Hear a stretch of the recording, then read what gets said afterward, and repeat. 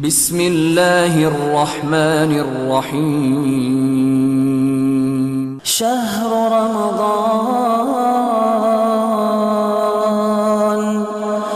رمضان الذي انزل فيه القرآن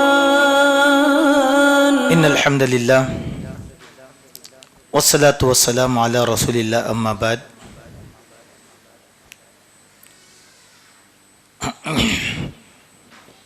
معزز حاضرین، انشاءاللہ آج آپ کے سامنے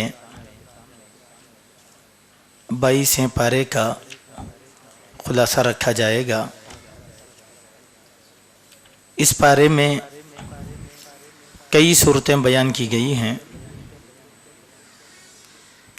اور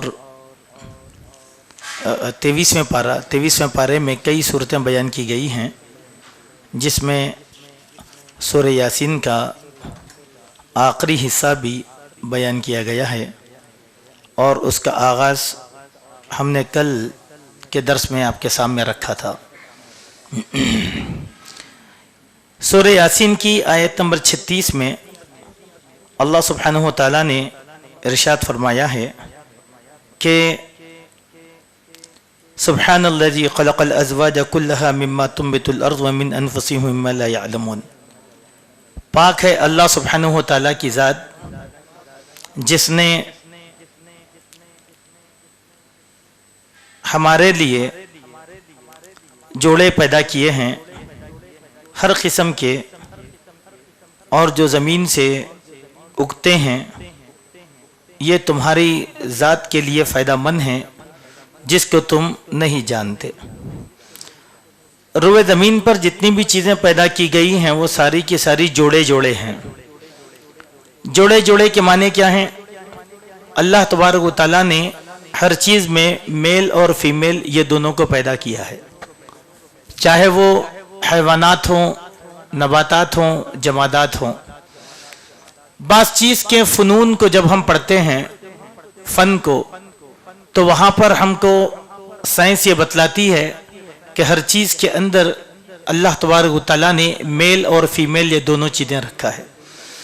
ایسا نہیں ہے کہ یہ جوڑے جوڑوں کا اطلاق صرف اور صرف حیوانوں پر کیا جاتا ہے، لیکن نباتات کے اندر بھی میل اور فیمیل ہیں، اور جمادات کے اندر بھی میل اور فیمیل ہیں. اس کا نظام اللہ تبارک و تعالیٰ نے مختلف طریقے سے بنا کر رکھا ہے، اور وہ نظام اللہ تبارک و تعالیٰ سے بڑھ کر کوئی نہیں جانتا. لیکن جو لوگ تحقیق کرتے ہیں وہ اس بات کو اچھی طریقے سے جانتے ہیں. آپ نے پڑھا ہوگا نباتات کے بارے میں، سائنس کے اندر ایک بات یہ ہے کہ رات کے اندھیروں میں پھلوں اور پھولوں کو اللہ تبارک و تعالیٰ پھاڑتا ہے. پھل اور پھول، کوئی باغیچہ لگا ہوا ہے تو اس کے پھول ہیں یا اس کے پھل ہیں تو وہ رات کے اندھیرے میں اللہ تعالیٰ پھاڑتا ہے. جب وہ پھٹتا ہے تو اس میں سے نر اور مادہ یہ دونوں چیزیں نکلتی ہیں، اور اللہ کے حکم سے وہ لوگ نر اور مادہ، جیسے پھول ہے، اگر کوئی بیج پھٹ گیا تو ادھر سے مادہ نکل کر اس پھول کے اوپر جا کر اپنی جگہ بنا لیتا ہے، اور ادھر سے یہ چیز اپنی جگہ بنا لیتی ہے. اس کو سائنس کی اصطلاح میں بیجوں کا انتشار کہا جاتا ہے. یہ رات کا تذکرہ اللہ نے جو بار بار کیا ہے، وہ تو حیوانوں کے لیے رات سونے کا ذریعہ ہے، آرام کا ذریعہ ہے، خصوصاً انسان کے لیے. لیکن نباتات اور جمادات کے لیے نئی پیدائش کا ذریعہ ہے. اور رات کے اندھیروں میں اللہ تبارک و تعالیٰ نباتات کو پیدا فرماتے ہیں اور ان کے پھولوں کو پھاڑتے ہیں، ان کے بیجوں کو پھاڑتے ہیں. ابھی رات میں کوئی چیز کھیت میں ہم کو نظر نہیں آتی، لیکن جب صبح ہو جاتی ہے تو کوپل پھوٹ کر باہر نکل جاتی ہے. حالانکہ رات میں نہیں ہوتی وہ چیز، لیکن صبح میں ہوتی ہے.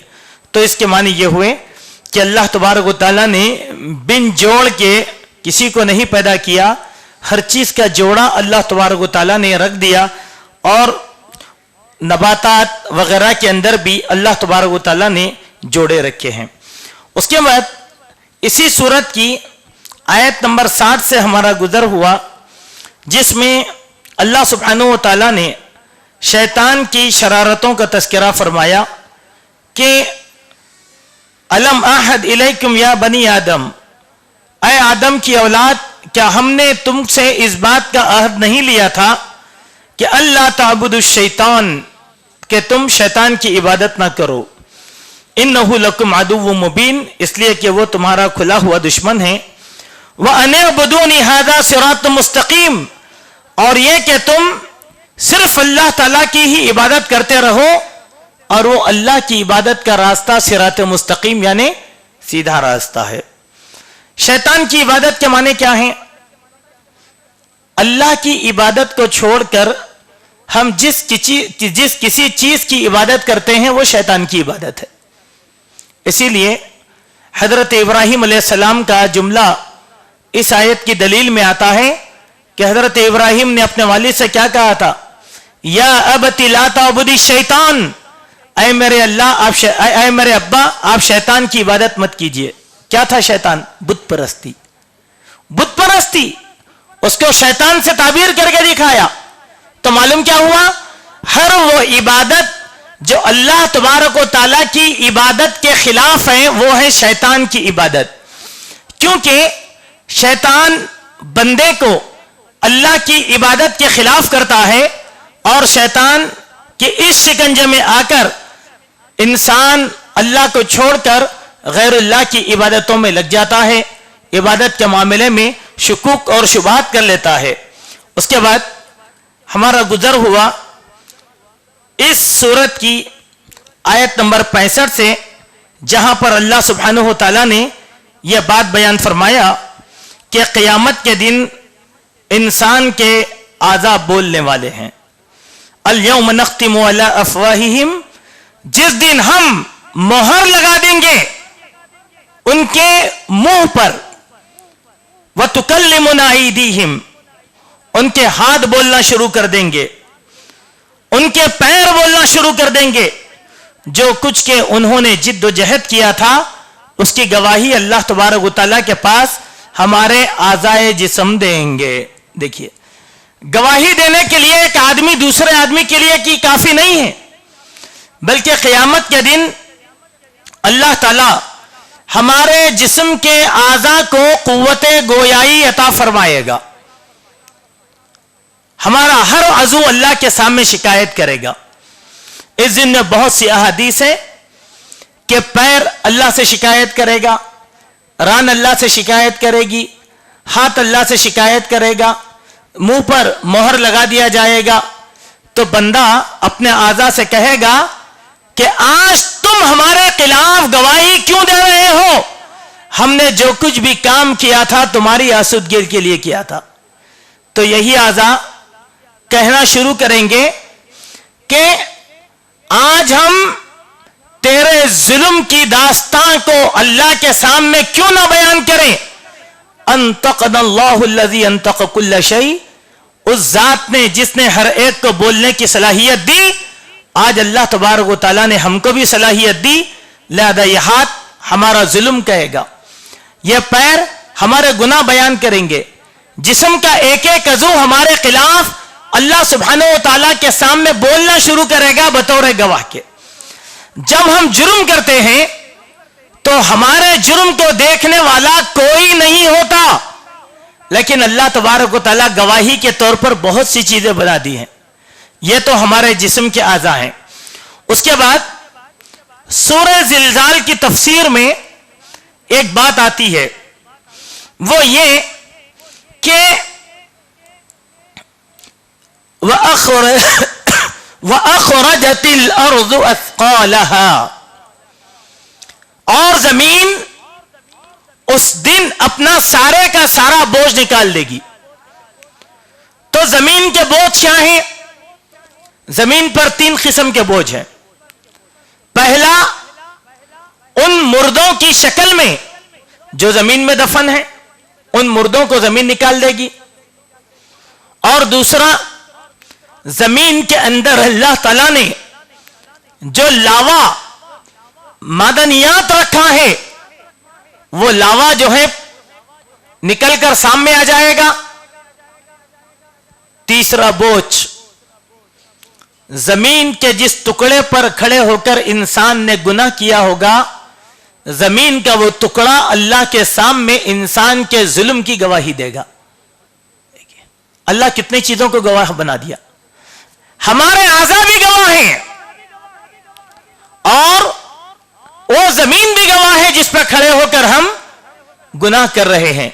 यह अल्लाह तबारक व तआला की कुदरत है कि इंसान को अपने आमाल की इस्लाह करना चाहिए और इंसान को हमेशा अपने गुनाहों से बच कर रहना चाहिए। फिर उसके बाद अल्लाह सुब्हानहू व तआला ने इस सूरत की आयत नंबर 80 में इरशाद फरमाया कि जब अल्लाह सुब्हानहू व तआला को कोई चीज पैदा करना मकसद होता है तो अल्लाह सुब्हानहू व तआला को उस चीज के पीछे जद्दोजहद करने की जरूरत नहीं है, बल्कि अल्लाह तबारक व तआला फरमाते हैं कि कुन हो जा फयकून, बस वो हो जाती है। कुन फयकून, हो जा, वो चीज हो जाती है। और वो कैसा होगी ये हमको नहीं मालूम, क्योंकि वो लोग जो आखिरत को झुटलाते थे और ये शक किया करते थे कि अल्लाह ताला दोबारा मुर्दों को जिंदा कैसे करेगा, ये अल्लाह का हुक्म है। कुन फयकून, अल्लाह ताला हुक्म देता है, वो चीज हो जाती है। अल्लाह के हुक्म में किसी भी किस्म के कोई शक व शुबे की गुंजाइश नहीं है। इन्नमा अमरुहु इज़ा अरादा शैअन अन यक़ूल लहू कुन फयकून, के यकीनन जब किसी भी मामले का वो इरादा कर लेता है तो कहता है कुन फयकून, हो जा, और वो चीज हो ही जाती है। उसके लिए तदबीर की जरूरत नहीं है अल्लाह तबारक व तआला को। उसके बाद सूरह साफ़ात का आगाज होता है और अल्लाह तबारक व तआला इस सूरह साफ़ात, साफ़ात का लफ्ज जो निकला है दरअसल सफ से निकला है। सफ़ा यसुफ़्फ़ु कहते हैं सफ बांधना, वही सफ जो हम नमाजों में बांधते हैं वो। इसमें फरिश्तों की एक कैफियत बयान की गई कि वो फरिश्ते अल्लाह सुब्हानहू व तआला के सामने सफबंदी करे होकर बैठे हुए हैं। यानी हम जिस तरीके से मसाजिद में आकर अल्लाह की इबादत के लिए इधर उधर बिखरे पड़े रहते हैं, अल्लाह के फरिश्ते वैसा नहीं रहते, बल्कि अल्लाह के फरिश्ते और मलाइका अल्लाह के सामने सफ बंदी कर कर बैठते हैं। एक हुक्म हम लोगों के लिए यहां पर मिलता है और इस बात के दलाइल अहादीस में भी आते हैं कि जब भी कोई बंदा मस्जिद में तशरीफ लाता है तो उस बंदे के लिए जरूरी है कि वो मस्जिद में सफ बंदी कर कर बैठ जाए। अपना मन जहां चाहा वहां बैठने की जरूरत नहीं है। मस्जिद में कैसे बैठना है, पहले आने का सवाब सबसे ज्यादा, इसलिए अस्सफ़िल अव्वल, पहली सफ वालों की फजीलत बयान की गई है। पहली माने क्या है, आप पहले आए ना, आपका हक है सामने बैठना, आपका हक है सामने बैठना और एक दूसरे के बाजू सफ बनाकर बैठना। क्यों? अल्लाह की इबादत का ये वो उसूल है जो मलाइका इख्तियार करते हैं।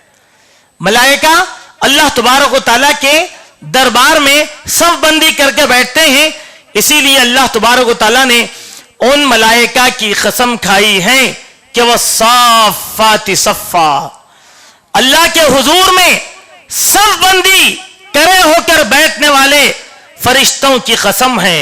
सुभान अल्लाह। तो सफ बंदी की अहमियत मलाइका के इस जिक्र से हमारे सामने आती है। फिर उसके बाद अल्लाह सुब्हानहू व तआला ने यहां पर आसमान दुनिया की खूबसूरती को बयान फरमाया, इन्ना ज़य्यना समाअ दुनिया बिज़ीनतिल कवाकिब, आसमान के करीब दुनिया का जो हिस्सा है या दुनिया के करीब आसमान का जो हिस्सा है, उस हिस्से को हमने बहुत ही खूबसूरत बना दिया है सितारों के जरिए से। ये सितारे दुनिया की खूबसूरती का जरिया है। وحفظا من کل شیطان مارد، اور ہر مردود شیطان سے حفاظت کا ذریعہ بھی ہیں یہ ستارے۔ اس سے پہلے ہم نے اس کے بارے میں تفصیل کے ساتھ درس آپ کے سامنے دیا ہے کہ ہوتا یہ ہے کہ جب اللہ تعالیٰ آسمان پر کوئی فیصلہ فرماتے ہیں تو ملائکہ دوسرے آسمان کے فرشتوں کو وہ حکم جب پہنچاتے ہیں تو یہ شیاطین چوری چھپے ملائکہ کے الفاظ کو اچک کر اپنے پیچھے رہنے والے شیاطین کو خبر دیتے ہیں ایک دوسرے کو، یہ کہا، وہ نیچے والے کو کہتا ہے، وہ نیچے والے کو، پہنچاتے پہنچاتے اس میں سو خلط ملت باتیں ملا کر پیش کر دیتے ہیں۔ تو ایسے وقت میں فَأَتْبَعُهُ شِهَابٌ ثَاقِبٌ کہ ایک ستارہ ٹوٹ کر ان شیطانوں کے پیچھے لگتا ہے اور ان شیاطین کو مار بھگا دیتا ہے۔ تو ستاروں کا کام کیا ہے؟ ستاروں کا کام شیاطین کو مار بھگانا ہے، اس سے بڑا کام اور کچھ بھی نہیں ہے۔ اور لوگ ستاروں کو ایک کھیل کا ذریعہ بنا لیے ہیں، اور وہ کھیل کا ذریعہ یہ کہ آپ کا نام کیا ہے، آپ اپنا نام ان کو بتا دیتے ہیں تو وہ کہتے ہیں کہ آپ کے نام میں یہ لفظ استعمال کیا گیا ہے، لہذا آج کا دن آپ کے لیے منحوس ہے۔ ستاروں کا کھیل، ہمارے پاس اردو زبان میں ایک میگزین بھی نکلتا جس کا نام ہے طلسماتی دنیا، تو لوگ اس کو بہت خرید کے پڑھتے اور اپنی تقدیر معلوم کرنا چاہتے۔ نہیں، ستاروں کا کوئی اثر انسان کی زندگی پہ پڑنے والا نہیں ہے، کوئی اثر پڑنے والا نہیں ہے۔ جس نے ستاروں کو کھیل کا ذریعہ بنایا، یقیناً اس انسان نے محمد صلی اللہ علیہ وسلم کی شریعت کا انکار کر دیا ہے۔ ستاروں کا کوئی اثر ہمارے پاس ہرگز ہرگز نہیں ہوتا۔ اس کے بعد اللہ تبارک و تعالیٰ نے آیت نمبر 62 سے کچھ لوگوں کی مہمان نوازی کا تذکرہ کیا ہے۔ یہ کون سے لوگ ہیں؟ جو واصل جہنم ہونے والے ہیں۔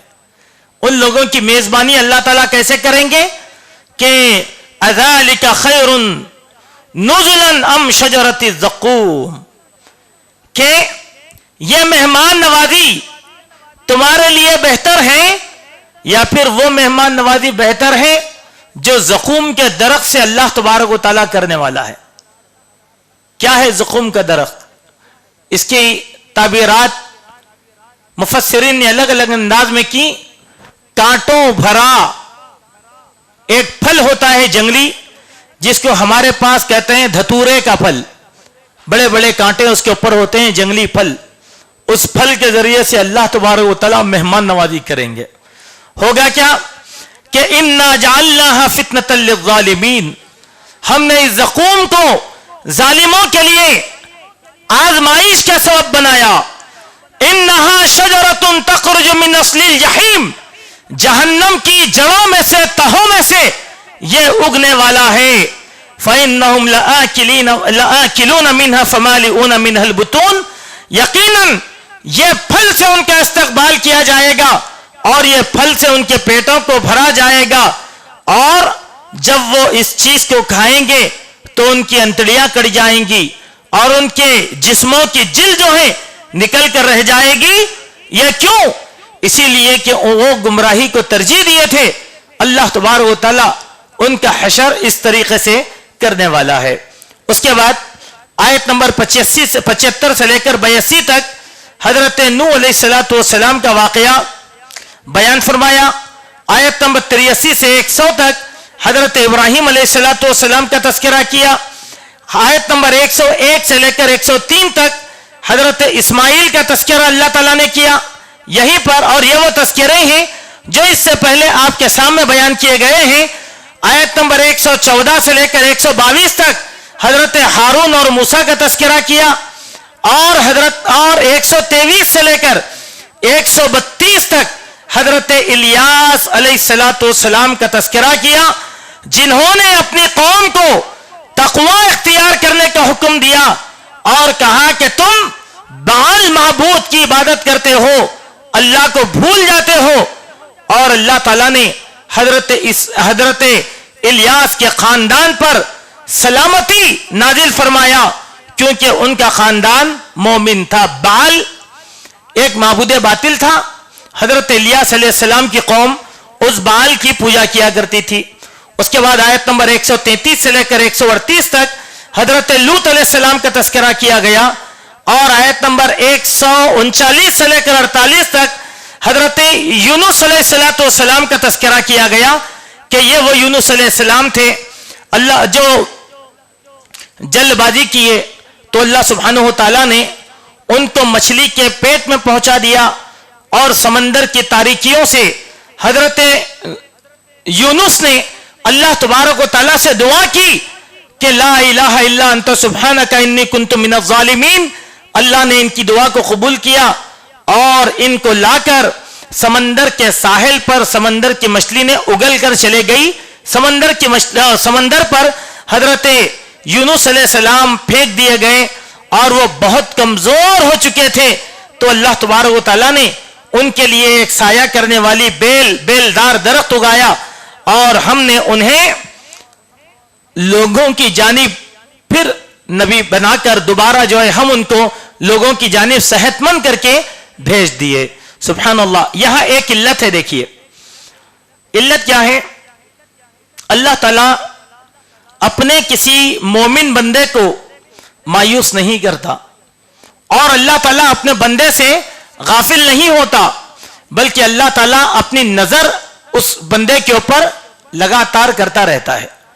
دیکھیے مچھلی کے پیٹ کی تاریکی میں تھے, سمندر کی تاریکی میں تھے, دبلے لاغر ہو گئے, اللہ نے دعا قبول کیا, اللہ کے حکم سے ساحل سمندر پر پھینک دیے گئے, نحیف اور کمزور ہو گئے تھے, کھانے کو کھانا نہیں, نہ جانے وہ کون سا سمندر تھا, چاہے انسان وہاں تھا یا نہیں تھا, اس کا ذکر کہیں پر بھی نہیں رکھا گیا, ایک ساحل پر پھینک دیا.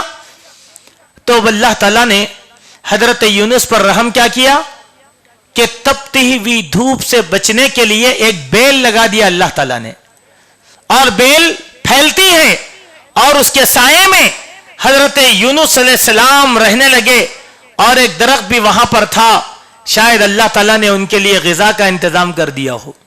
اللہ تعالیٰ, اس سے معلوم کیا ہوا اہل ایمان کو, خالی یہ کام یوسف علیہ السلام کے لیے خاص نہیں ہے. آپ پڑھتے ہوں گے کتابوں میں بعض مجاہدین کے تذکروں کو کہ وہ جب اللہ کی راہ میں جہاد کرنے کے لیے نکلے مجاہدین, تو ان کے لیے اللہ تعالیٰ نے کون کون سی چیزوں کو باعث رحمت بنا دیا تھا کہ جنگلوں میں پڑے ہیں, کھانے کو کھانا نہیں ہے, لیکن اللہ تعالیٰ نے ان کے لیے کھانے کا انتظام بھی کر دیا, پانی کا انتظام بھی کر دیا, رہنے کا انتظام بھی کر دیا. اللہ تعالیٰ اپنے مخلص بندوں کو کبھی بھی بے یار و مددگار ہرگز نہیں چھوڑتا ہے. اس کے بعد اللہ سبحانہ و تعالیٰ کی تعریف بیان کی گئی ہے, سبحان ربک رب العزت عما یصفون وسلام علی المرسلین والحمد للہ رب العالمین. تمام تعریفیں اسی اللہ کے لیے سزاوار ہیں جو عزت والا ہے ان معبودوں سے جن کو تم اللہ کے خلاف وضع کرتے ہو, اور دونوں جہانوں کے نبی جناب محمد رسول اللہ صلی اللہ علیہ وسلم پر سلامتی ہے, اور تمام تعریفیں اللہ سبحانہ و تعالیٰ کے لیے لائق اور زیبا ہیں. اسی لیے میرے بھائی, ہم لوگوں کو چاہیے کہ ہمیشہ ہم اللہ کی تعریف کرتے رہیں اور اللہ کے نبی پر درود و سلام پڑھتے رہیں. اللہ کی تعریف کے بغیر ہماری زبان خاموش نہیں رہ سکتی, اور نبی کریم صلی اللہ علیہ وسلم پر درود پڑھے بغیر کوئی بھی مسلمان کی زبان خاموش نہیں رہ سکتی. سبحان اللہ. صبح سے شام تک عام مسلمان اگر نماز کا پابند ہے تو وہ اللہ کے نبی پر درود کیسے کیسے پڑھتا ہے ذرا سوچے. مثال کے طور پر ہر اذان کے بعد نبی کریم صلی اللہ علیہ وسلم پر درود پڑھتا ہے. ہر فرض نماز میں جب وہ جلسے میں بیٹھتا ہے تو اللہ کے نبی صلی اللہ علیہ وسلم پر درود پڑھتا ہے. اور ہر فرض نماز کے بعد جہاں ذکر و اذکار کرتا ہے وہاں پر اللہ کے نبی پر درود و سلام پڑھتا ہے. جہاں مغرب کرتا ہے تو اپنے نبی پر 10 مرتبہ درود پڑھتا ہے, اور جہاں فجر کرتا ہے اپنے نبی پر درود پڑھتا ہے، اور جب سونے کے لیے بستر پر چلا جاتا ہے تو اپنے نبی پر درود پڑھتا ہے. سبحان اللہ.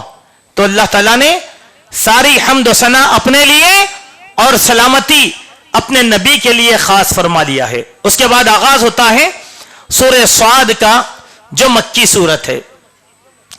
اس سورت میں اللہ سبحانہ و تعالیٰ نے بعض قوموں کا تذکرہ فرمایا ہے کہ جس میں حضرت داؤد علیہ السلام کا تذکرہ اللہ سبحانہ و تعالیٰ نے کیا.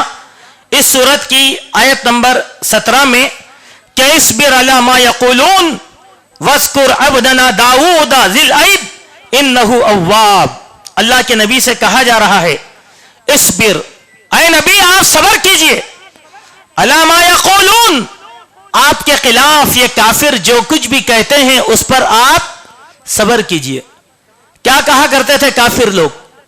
کبھی کہتے کہ یہ شاعر کا کلام ہے، کاہن کا کلام ہے. کبھی کہتے کہ محمد دیوانہ ہو چکا ہے، مجنون ہو چکا ہے. کتنی بری بری باتیں اللہ کے نبی صلی اللہ علیہ وسلم سے کہا کرتے تھے. کہا کرتے تھے تھوڑا انتظار کرو، چند دن بعد اس کی زندگی کا کام ختم ہو جائے گا تو پھر اس کے چاہنے والے بھی ختم ہو جائیں گے.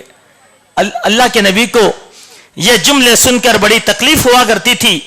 تو اللہ کے پیارے نبی جناب محمد رسول اللہ صلی اللہ علیہ وسلم کو دلاسا دیتے ہوئے اللہ تبارک و تعالیٰ فرماتے ہیں کہ اے محمد صلی اللہ علیہ وسلم، آپ کو دل چھوٹا کرنے کی ضرورت نہیں ہے، بلکہ آپ صبر کیجئے، صبر کیجئے. ٹھیک ہے. اب آدمی کہہ سکتا ہے کہ کتنا صبر کروں؟ تو اللہ نے مثال دیا، ذرا ایوب کو سامنے رکھو. ہمارے بندے ایوب کو سامنے رکھو. جسم سڑ گیا، جسم گل گیا، جسم میں کیڑے پڑ گئے، نہ جانے کیسی مہلک بیماری ایوب کو لگ گئی تھی. محلے والے تنگ ہو گئے، گھر والے تنگ ہو گئے. اکیلی بیوی خدمت کرنے والی تھی. اہل خانہ لے جا کر ایک کوڑے ڈان کے پاس ایوب علیہ السلام کو پھینک دیا تھا. لیکن ایسی حالت میں ایوب علیہ السلام نے کیا کہا؟ انی مسنی الضر وانت ارحم الراحمین. اے میرے اللہ، مجھ کو تکلیف پہنچتی ہے، تو میرے حال پر رحم فرما. اتنی طویل عرصہ تک ہم نے ایوب کو مبتلا کر دیا تھا ایک بیماری میں. جیسے ایوب نے بیماری کو سہتے سہتے صبر کیا، خاندان والوں کے ظلم و ستم کو سہتے سہتے صبر کیا، اے محمد صلی اللہ علیہ وسلم ان ظالموں کی باتوں پر آپ بھی اسی طریقے سے صبر کریں. ٹھیک ہے. ہمارے لیے کیا پیغام ہے؟ یہ پیغام ہمارے لیے بھی ہے. نہیں ہم کو ایسا بول رہے ہیں. مسلمانوں کو بہت جلدی غصہ آتا آج کل. جذباتی قوم کا نام ہے مسلمان. بہت غصہ. کافر لوگ آج نئی نئی قسم کی گالیاں دیے تو ہم لوگوں کو صبر کرنا نہیں ہوتا، بلکہ ہم جواب در جواب دینے کے لیے تیار ہو جاتے. صبر کرو، کافروں کے حل بول پر صبر کرو. اگر وہ ہم کو کہتے ہیں کہ ملے، کوئی مسئلہ نہیں ہے، کوئی مسئلہ نہیں ہے، بولنے دو. کوئی بڑی گالی نہیں ہوتی ہے. نبیوں کے مقابلے میں چھوٹی گالی ہے، چھوٹی گالی ہے، صبر کرو اس کے اوپر. لیکن ہمارے لوگ کیا کرتے؟ فوراً واٹس ایپ آن کریں، گالی گلوچ پر ایک ویڈیو بنا دیے اور اپلوڈ کر دیا. دیکھنے والے بولے کہ واہ واہ کیا بولے بھائی، کیا بولے بھائی، ابو فیصل بھائی ایسا بولتے ایسا بولتے، ایسا ویسا کچھ بھی نہیں بولتے. گمنام کو زندگی عطا کر دی ہے، بدنام کو عزت کے مقام پر بٹھا دیے، ذلیل کی عزت کی جانے لگی. کیوں؟ صبر نہیں کرنے کا نتیجہ تھا یہ. ایسا گندا آدمی جو سماج کا انتہائی گندا تھا، آج ہمارے گالی گلوچ کے ویڈیوز نے اس کی قوم کے نظروں میں اس کو محبوب بنا کر رکھ دیا. غلطی کس نے کی؟ ہم نے. اب یہ آیت میں کیا کہا گیا؟ دینے دو گالی، کوئی بات نہیں. آپ کو کیا کہیں گے؟ کٹلے، کوئی بات نہیں. ملے، کوئی بات نہیں. 24 نمبر، کوئی بات ہے. چلیے مسلکی بات. ہم اہل حدیثوں کو تو بہت صبر کر کے چل رہا ہے. لوگ بہت گالیاں دیتے ہیں، بہت نام رکھتے ہیں، کوئی بات نہیں. اللہ کے دین کی خاطر نام رکھا جا رہا نا. اس سے کیا بری بات ہے؟ کوئی بولا وہابی، کوئی مسئلہ نہیں ہے، خوش ہو جاؤ، کیونکہ وہاب اللہ کا نام ہے. وہاب اچھی نسبت ہے نا، وہاب کو ماننے والا، چڑھنے کی کیا بات ہے؟ بعض نادان لوگ بولتے ہیں دیندار لوگوں کو پکوڑے، کوئی بات نہیں، بول لیجئے، کوئی حرج کی بات ہے. کیا ہمارا ایمان چھوٹا ہوا؟ کیا ہمارا عقیدہ؟ چڑھنے کی بات نہیں ہے. اس کو دعا دے کے نکل جائیے کہ اللہ یہ میری قوم نادان ہے، اس قوم کو ہدایت عطا فرما. اللہ ہدایت دے گا، اللہ یقیناً ہدایت دے گا. جو لوگ نبی کو قتل کرنے کے لیے نکلے تھے اللہ نے ان کو ہدایت دیا، تو اللہ کیا ہمارے ان بھائیوں کو ہدایت نہیں دے گا؟ برابر اللہ تبارک و تعالی ہدایت دے گا. دیکھیے، گالی کا جواب گالی سے نہیں ہو سکتا، برائی کا جواب برائی سے نہیں ہو سکتا. برائی کا جواب نیکی سے دیا جائے گا، گالی کا جواب اچھے الفاظ میں دیا جائے گا، برے کام کا جواب احسان کے ذریعے سے دیا جائے گا. یہ چیز ہمارا دین ہم لوگوں کو سکھاتا ہے.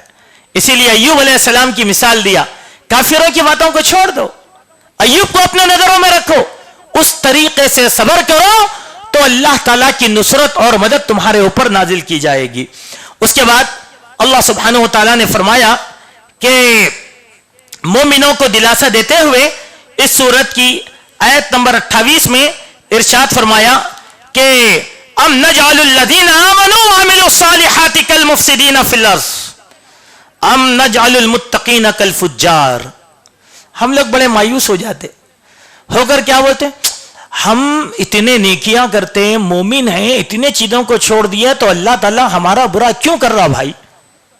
کیا اللہ کو رحم نہیں آ رہا؟ اللہ تعالیٰ اسی سوال کا جواب یہاں دے رہے ہیں. کہا کہ کیا ہم اہل ایمان کو اور عمل صالح کرنے والوں کو ان لوگوں کی طرح بنا دیں گے جو زمین میں فتنہ اور فساد کرنے والے ہیں؟ نہیں. ایمان اور عمل صالح اختیار کرنے والے وہ زمین پر امن قائم کرنے والے ہیں، اور جو لوگ مشرکین ہیں وہ زمین پر فساد کرنے والے ہیں. اسی بات کہا ام نجعل المتقین کالفجار، کیا اللہ کا تقوی اختیار کرنے والے متقین کو فاجر و فاسق بنا دیں گے؟ ہرگز نہیں. متقی ان اکرمکم عند اللہ اتقاکم، متقیوں کو عزت کے مقام پر فائز فرمائیں گے، عمل صالح کرنے والے کے درجات کو اونچا کر دیں گے، فسادیوں کو ہمیشہ ہم ذلیل کریں گے، اور فاجروں کو کبھی بھی عزت عطا نہیں فرمائیں گے. دونوں میں فرق ہے، دونوں میں فرق ہے. ایسی مثالیں قرآن مجید میں اللہ تبارک و تعالیٰ نے بہت سے مقامات پر دیا ہے.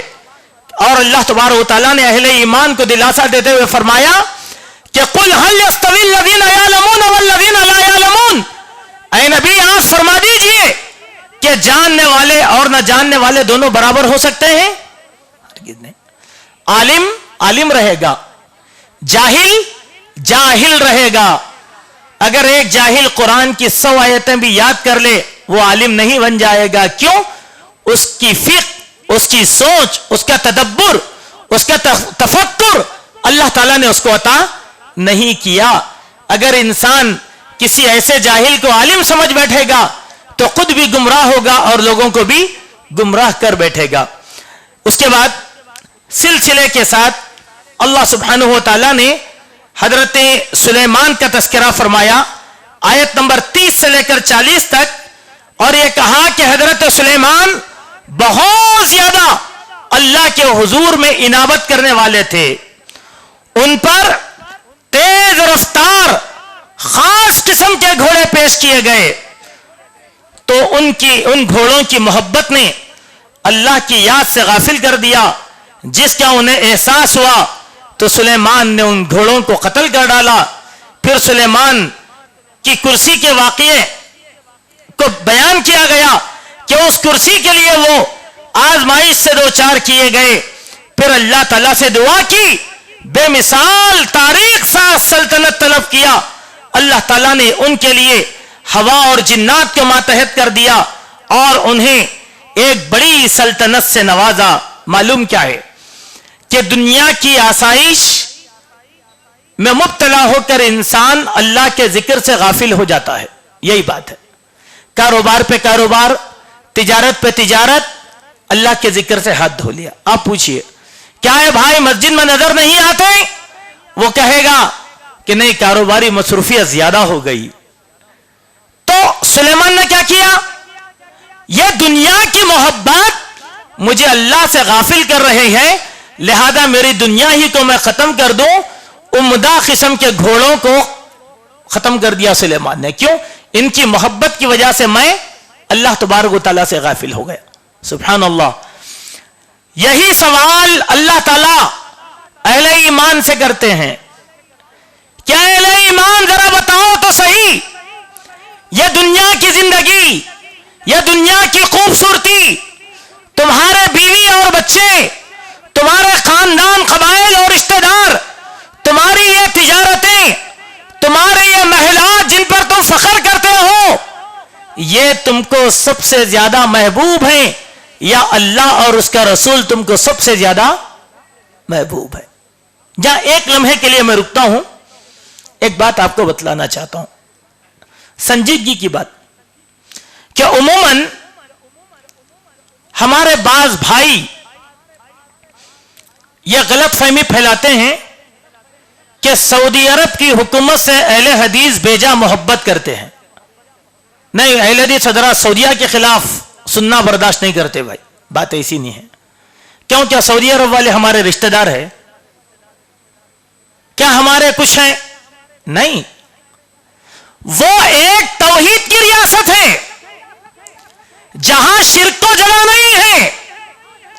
वो तबलीग की रियासत है और 30 ज़बानों में कुरान मजीद को दावत के काम के लिए पेश कर रही है और तकसीम कर रही है। वो तौहीद की रियासत है जहां पर अज़ा के साथ दुकानों पर ताला डाल दिया जाता है। यहां आप भी गए सऊदी अरब, देखें आप, अज़ा हो गई तो दुकान बंद, सीधा बंदा नमाज को हाजिर हो जाए। जो बंदा नमाज से गाफिल होता है, वहां की ताज़ीरात के मुनासिबत से उसको जेल में डालकर सजा दी जाती है। इसीलिए हम लोग उस रियासत से मोहब्बत करते हैं। जब यह रियासत में यह काम ना हो तो हम भी वो रियासत से मोहब्बत नहीं करेंगे। लेकिन लोगों का हसद इतना क्यों है? इतनी सल्तनतें जवाल पजीर हो गई, उसका लोगों को अफसोस नहीं है। एक रियासत जो किसी न किसी तरीके से शरीयत को कायम करके रखी है, उस रियासत पर लोगों की जलासी सबसे ज्यादा हो गई।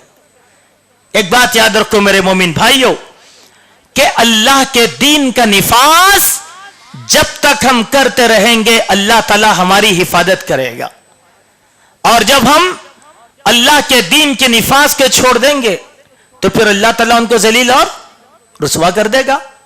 तो ये बॉक्स लोग उमूमी तौर पर रखते हैं, ऐसा हरगिज हरगिज नहीं रखना चाहिए, बल्कि जो लोग अल्लाह के दीन के लिए काम करते हैं उन लोगों की तारीफ करना चाहिए। फिर उसके बाद आयत नंबर 41 से 44 तक अल्लाह ने अय्यूब अलैहिस्सलाम का जिक्र किया।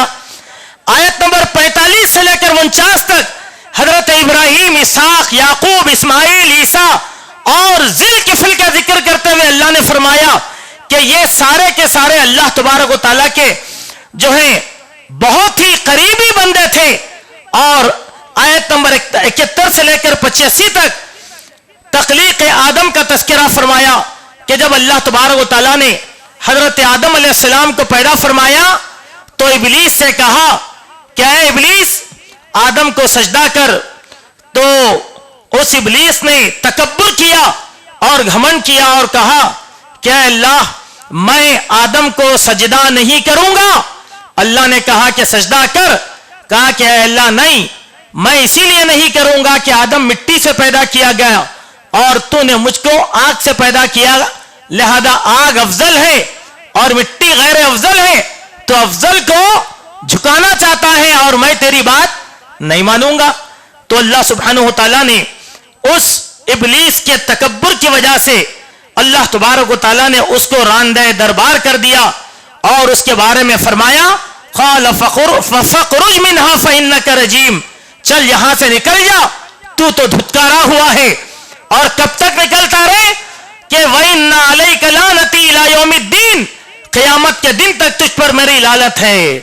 تو اس شیطان نے اللہ تبارک و تعالیٰ کے سامنے قسم کھائی اور قسم کھا کر کہا کہ اے اللہ تو نے انسان کے لیے مجھ کو ذلیل کر دیا, لہذا اب میں انسانوں کو گمراہ کروں گا اور بھٹکاتا رہوں گا.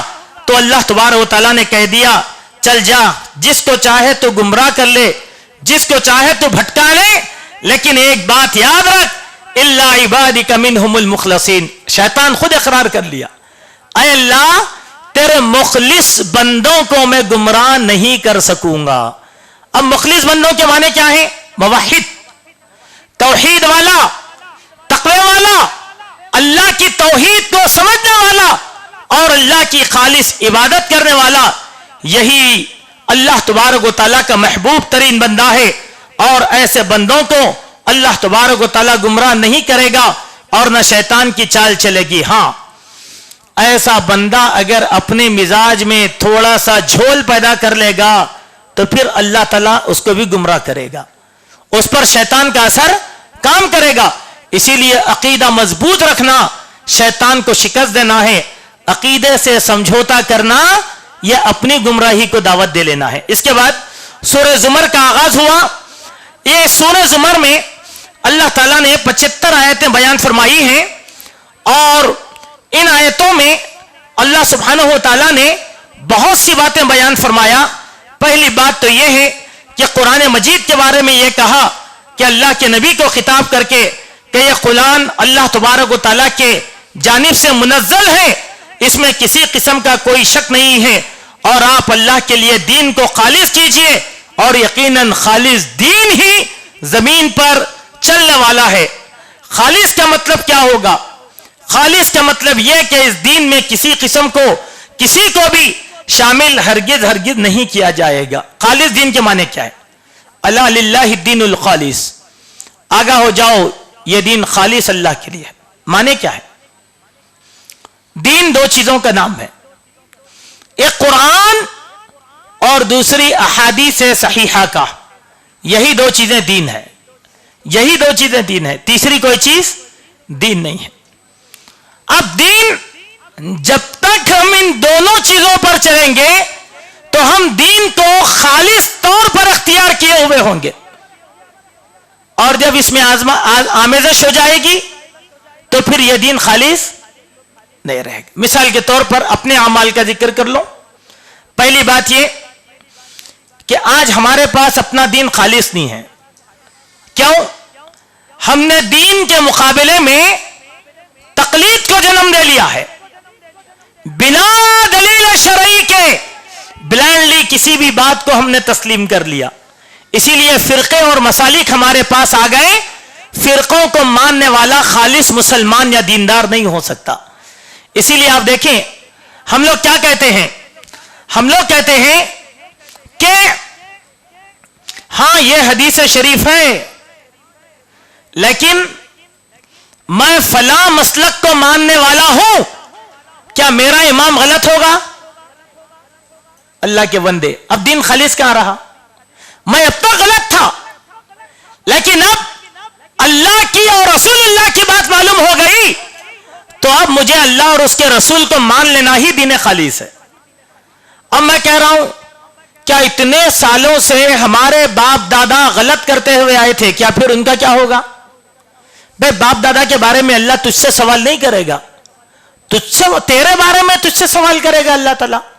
ایک چھوٹی سی مثال میں اپنے آپ سے اور اپنے دل سے پوچھنا چاہتا ہوں کہ آپ بھی اپنے دل سے پوچھئے. ہم سارے تو باہر سے نہیں آئے, ہمارے باپ دادا میں نہ جانے کون ہندو گزرے ہوں گے,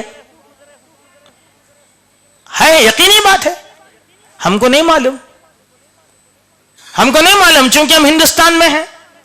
پھر مان لو ہندوؤں کی بات کو, مان لو ہندوازم کو, کیوں؟ پہلے ہم کیا غلط تھا کیا وہ؟ نہیں, دین صحیح تھا, ہم نے صحیح دین کو مانا. لہذا باپ دادا نے کیا کیا اور کیا کہا اس کے بارے میں اللہ تم سے نہیں پوچھے گا, اللہ تعالیٰ تم سے تمہارے عمل کے بارے میں پوچھے گا. تم اپنے عمل کی اصلاح کرو, تم اپنے عمل کی اصلاح کرو, تو یہ دین کو خالص ماننا ہے. اگر کسی نے یہ کہہ دیا کہ میں اب ہمارے بعض مفتی حضرات ہیں، میں آپ کو چیلنج کر کے کہہ رہا ہوں، آپ مفتیوں کے پاس جاؤ اور مفتیوں سے پوچھو، کیا پوچھو کہ مفتی صاحب نماز میں آمین بولنا واقعتاً حدیث میں ہے یا نہیں ہے؟ اللہ کا واسطہ دے کر پوچھو مفتی صاحب سے، یہ رفع الیدین کر کے نماز پڑھنا یہ اللہ کے نبی اور صحابہ کا عمل ہے کیا نہیں ہے؟ صحیح بولو آپ، میری آخرت کا معاملہ ہے۔ تنہائی میں پوچھو، وہ کیا کہیں گے آپ کے سامنے؟ آسان جواب، نہیں یہ تو ہے حدیث شریف میں، لیکن ہمارا مسلک یہ ہے اسی لیے ہم نہیں مانتے۔ اللہ اکبر، ہم مسلک پر تھوڑے ہی ایمان لے کر آئے، ہم تو محمد رسول اللہ صلی اللہ علیہ وسلم پر ایمان لے کر آئے۔ تب آپ بولو، میں اور آپ اگر مسلکوں کو دین کے مقابلے میں لاتے ہیں تو کیا ہم خالص دین والے ہوئے؟ ہرگز نہیں۔ اللہ کہتے ہیں لا للہ الدین الخالص، خالص دین اختیار کرو۔ اور خالص دین کیا ہے؟ اللہ کے نبی نے فرمایا ترکت فیکم امرین لن تضلوا ما تمسکتم بہما کتاب اللہ و سنتی۔ اے لوگو، دو چیزیں میں تم میں چھوڑ کر جا رہا ہوں، جب تک تم ان دونوں چیزوں کو مضبوطی سے تھام لو لن تضلوا، ہرگز گمراہ نہیں ہوں گے، ایک اللہ کی کتاب اور ایک میری سنت۔ ہماری دعوت کیا غلط ہے بھائی؟ کیوں ہم سے نفرت؟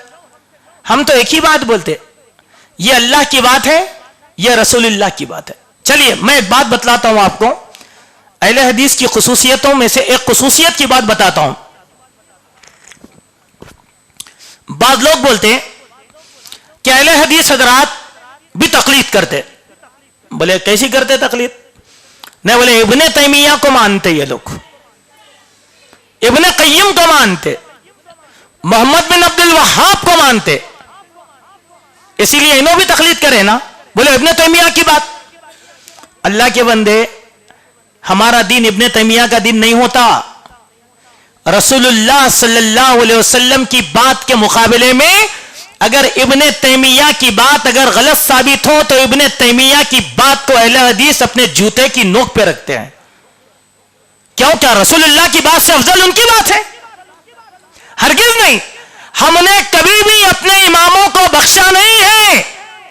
اہل حدیث علماء کا تو یہ عادت ہے کہ انہوں نے اپنے ائمہ کی غلطیوں کو بھی نکال کر سامنے بیان کر دیا۔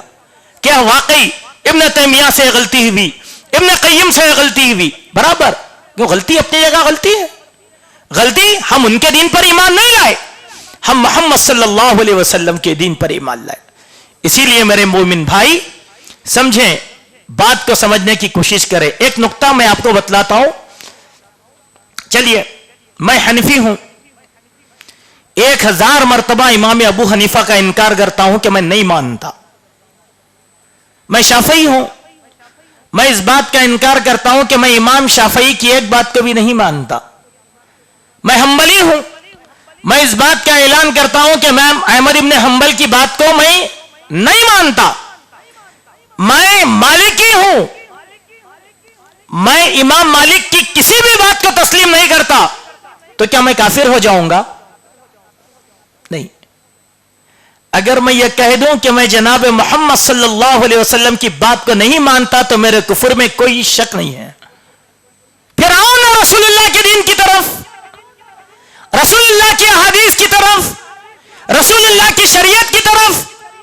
یہاں بندہ نہیں سوچتا، آدمی ہر جگہ ایڈوانس ہے، لیکن دین کی جب بات آتی ہے تو وہاں پر بھولا بنتا ہے۔ نہیں وہی اپنے اپنے عقیدے کی بات ہے۔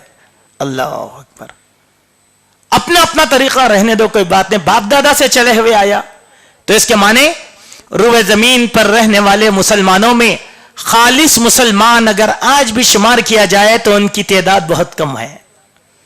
مسلمان بہت ہیں لیکن خالص بہت کم ہے۔ اسی لیے میرے بھائی اپنے عقیدے کو، اپنے ایمان کو خالص بناؤ۔ اس سورت کی آیت نمبر 22 میں اللہ تبارک و تعالیٰ نے ایک بہت ہی حکمت کی بات کہی۔ وہ کیسے؟ अफमन शरह अल्लाहु सदरहु लिल इस्लाम फहुवा अला नूरिन मिन रब्बिही फवैलुल लिल क़ासियाति क़ुलूबुहुम मिन ज़िक्रिल्लाह उलाइका फ़ी ज़लालिम मुबीन। अल्लाहु अकबर। अल्लाह ताला जिसको हिदायत देने का इरादा करते हैं तो उस आदमी के सीने को इस्लाम समझने के लिए कुशादा कर देते हैं। सुभान अल्लाह। वही बात अल्लाह ने कहा कि जिस शख्स को अल्लाह ने हिदायत अता फरमाई और उसके सीने को इस्लाम के लिए खोल लिया, फहुवा अला नूरिन मिन रब्बिही, तो वो अपने रब की तरफ से एक नूर पर कायम है। और उन लोगों की बड़ी बदनसीबी है जिनके दिलों को अल्लाह तबारक व तआला ने सख्त कर दिया कि वो अल्लाह का जिक्र नहीं करते, और दरअसल यही लोग गुमराह हैं, गुमराही का शिकार ऐसे ही लोग हैं। सुभान अल्लाह। मालूम क्या हुआ? अल्लाह के नूर पे कौन है? जिसको हिदायत मिली। सख्त दिल कौन है? बदनसीब, जिसको अल्लाह ताला ने हिदायत अता नहीं किया। देखें, उमर रजी अल्लाह अन्हु को अल्लाह ताला ने अपने दीन के लिए कबूल कर लिया। अल्लाह के नबी ने दो आदमी के लिए दुआ की थी ना, क्या कहा था? ऐ अल्लाह, उमर और अबू जहल, इन दोनों में से इस्लाम के लिए जो मुनासिब हो उनको तो हिदायत अता फरमा। तो अल्लाह ताला ने हजरत उमर के सीने को इस्लाम के लिए खोल दिया और अबू जहल को मैदान बदर में कत्ल करवा दिया। सुभान अल्लाह। खुश नसीब हजरत उमर हुए, बदनसीब अबू जहल हुआ। रिश्ते में अबू जहल कौन? नबी का चिचा। चिचा होकर बदनसीब हुआ, चिचा होकर बदनसीब हुआ। उसी बात का जिक्र अल्लाह सुब्हानहु व तआला ने इस आयत के अंदर किया था। फिर उसके बाद अल्लाह तबारक व तआला ने आयत नंबर 29 में एक मिसाल बयान फरमाई। कहा, हम एक मिसाल बयान करते हैं कि एक ऐसा आदमी है जो गुलाम है और उसके कई आका हैं, और एक आदमी ऐसा है जो तन्हे तन्हा अकेला है। वो किसी का गुलाम नहीं है। एक गुलाम की मिसाल दिया और एक आका की मिसाल दिया। अब हमसे सवाल किया कि तुम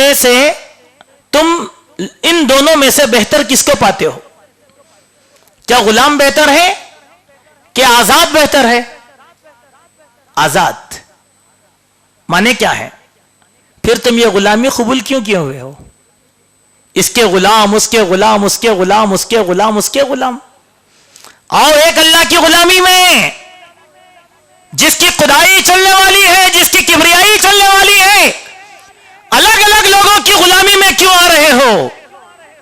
क्योंकि गुलाम कभी भी आजाद नहीं हो सकता और आजाद कभी भी गुलाम नहीं हो सकता। लेकिन अफसोस है इन लोगों पर जिन्होंने एक अल्लाह को छोड़कर कई गैरुल्लाह की गुलामी को इन लोगों ने कबूल कर लिया। उसके बाद इस पारे की आखिरी आयत, जिसमें अल्लाह ताला ने अल्लाह के प्यारे नबी सल्लल्लाहु अलैहि वसल्लम को खिताब करके फरमाया, इन्नका मय्यितुन व इन्नहुम मय्यितून। अकीदे के हिसाब से बड़ी भारी आयत है। क्या कहा? इन्नका मय्यितुन, ऐ नबी यकीनन आपको भी मौत अपनी आगोश में ले लेगी, और तुमसे पहले जो गुजरे हैं उनको भी मौत ने अपनी आगोश में ले लिया है। अब हमारे लोगों को बड़ा एतराज कि भाई अहले हदीस का अकीदा यह है कि वो अल्लाह के नबी सल्लल्लाहु अलैहि वसल्लम की वफात के कायल हैं। बिल्कुल हम वफात के कायल हैं। अहले हदीस के इम्तियाजात और बुनियादी चीजों में से खुसूसियत यह है कि हम अल्लाह के नबी सल्लल्लाहु अलैहि वसल्लम की वफात के कायल हैं। क्यों? आदम से लेकर मोहम्मद सल्लल्लाहु अलैहि वसल्लम तक सारे नबियों को वफात हुई सिवाय हजरत ईसा के। यह हमारा ईमान है। अल्लाह ने कुरान में कहा, इन्नका मय्यितुन फ इन्नहु, तकल्लुफ की क्या बात है? अब लोग पुर तकल्लुफ तर्जुमा करते, नहीं पर्दा फरमा गए, विसाल हो गया। कुरान ने लफ्ज मय्यत इस्तेमाल किया, लफ्ज मय्यत इस्तेमाल किया। तो मैं आपसे सवाल करता हूं, क्यों इतना तकल्लुफ अल्लाह के नबी के बारे में कर रहे हो? क्या सहाबा नौज बिल्ला जालिम थे जो हुजरे आयशा में जाकर अल्लाह के नबी की नमाज जनाजा अदा किया? जनाजा किसकी पढ़ी जाती है? जिसकी वफात हो गई उसी की जनाजा पढ़ी जाती है ना, उसी की जनाजा पढ़ी गई। ठीक है, हुजरे आयशा में तदफीन अमल में आई। अब लोगों को बड़ा तकल्लुफ होता है कि कब्र रसूल मस्जिद नबवी में मौजूद है। हम जब मस्जिद नबवी जाते हैं तो वहां खड़कर दरूद व सलाम पढ़कर आते हैं। नौज बिल्ला, क्या बाहयात रसूल को लोगों ने दफन कर दिया? फिर तो वो जालिम हो गए। अल्लाह ने वही बात, इन्नका मय्यितुन, हैसियत बताया इंसान होने की। आपसे पहले के लोगों को भी हमने वफात दिया और आपको भी हम वफात देने वाले हैं। सुभान अल्लाह।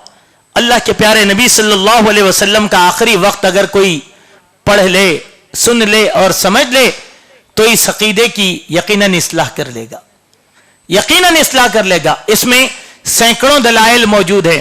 तो ये बातें थी जो आज के इस पारे में आई, जिसको हमने बिल इख्तिसार आपके सामने खुलासे के तौर पर रखने की कोशिश किया है। अल्लाह सुब्हानहू व तआला से दुआ है कि अल्लाह सुब्हानहू व तआला कही गई बातों पर हुस्न अमल की तौफीक अता फरमाएं। अल्लाह हमारे अकीदों की इस्लाह फरमाए।